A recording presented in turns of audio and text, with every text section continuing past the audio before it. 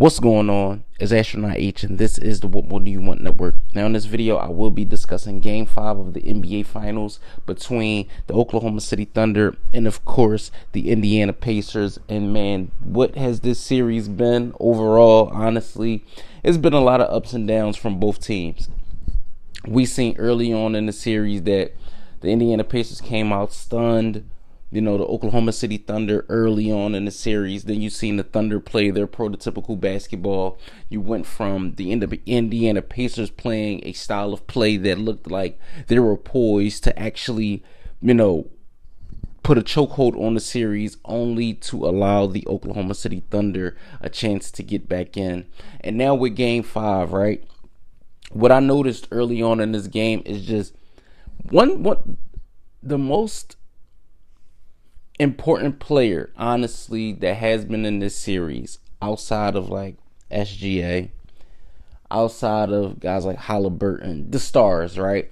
I just want to speak to Jalen Williams, how aggressive he has been, how he noticed this moment, and he's taking this moment on his own, and understanding that when they're fronting SGA, or the ball denial is to SGA, it's his time, it's his moment, and that's what you need from the others, right? We know Jalen Williams was an all-star this past season, but when you look at the things he's been able to do in this series, the overall play, right? Defensively, offensively, he looks like someone that knows what it's going to take for them to ultimately win this series. Now, I'm not saying that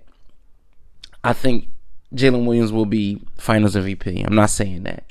But what I am saying is I think he's been the second best player on the floor during this series, right? You look at his performance, a 40-point performance in Game 5, 6 rebounds, 4 assists. And what stood out to me the most was he never let up from half one to half two.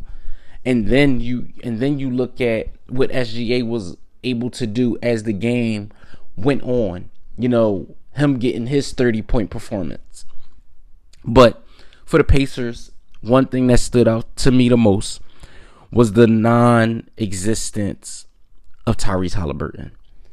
I mean, he was dealing with an injury. He hit the floor and was dealing with an injury that I'll get into later on in this video. But after that, it was like it took the wind out of the team's sails. CJ McConnell had an excellent game. Pascal Siakam had an excellent game.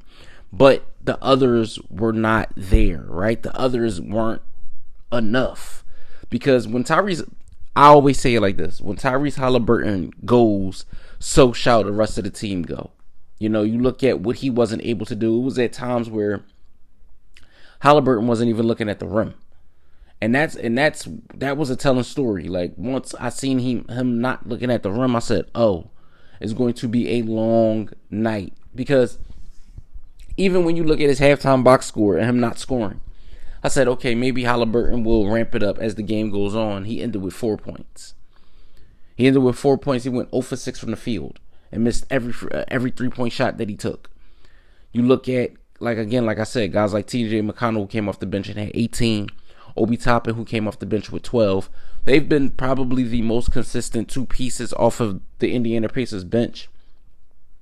But then you also look at guys like Miles Turner, who had 13. You look at Aaron Nesmith, who had 14. And again, like I said, Pascal Siakam with 28. It still wasn't enough, because you look at what the Thunder others gave them. You look at guys like Cason Wallace and Aaron Wiggins, who combined, made 7 threes. So when you look at that, and then you look at what SGA was able to do with a double-double, Chet Holmgren with a near double-double. You look at Isaiah Hartenstein's 8 rebounds with his 4 points and 4 assists. And just Jalen Williams playing out of his mind in 35 minutes, shooting 14 to 25 from the field, 6 rebounds, 4 assists, and 40 points. I mean, this to me was one of those games where you could see that the Oklahoma City Thunder, being at home, knew what it was going to take for them to get it done. Right? This was an all hands on deck approach. This was a game where they played their game. You know, I didn't even mention Lou Dort, who went 3 for 6 from 3. But they played their game. They played their style of play. You look at how many block shots SGA had. And in my opinion, the Pacers are now down 3-2 in this series, just due to the fact that when they had the Thunder back against the wall, they didn't do what was necessary and finish them off. And versus a team like the Oklahoma City Thunder, that's what you have to do. You have to apply pressure. You have to make sure you are the ones that's forcing them to do things that they don't characteristically do, right? You know, but this is a team, again, like I said, I feel like every player on this roster knows their role. I feel like every player within the Thunder, you know, top to bottom, they know exactly what they're in the game to do. You know, I didn't even speak on Alex Caruso, you know, being as though he played 29 minutes. He did only go 1 of 8 from the field. But we know Alex Caruso was out there to do a whole lot more than just score points. You know, it's that veteran presence, that leadership, that other thing that Caruso adds, especially his defense. So when I look at this game and I say to myself, can I see the Pacers ultimately coming back in this series? No, I do not. I think this game was a telling story, and especially with the rumors and things that's being said about Tyrese Halliburton not possibly playing again in this series, they're going to have a uphill climb if that is the case. So let me know what you guys think in the comments down below. Indiana Pacer fans, Oklahoma City Thunder fans, NBA fans, basketball fans, or if this is just your first time tuning into the channel, let me know what you think in the comments down below. Don't forget to like, comment, subscribe. Video is being uploaded to this channel is Astronaut H. This is the What More Do You Want Network, and I catch you guys on the next video.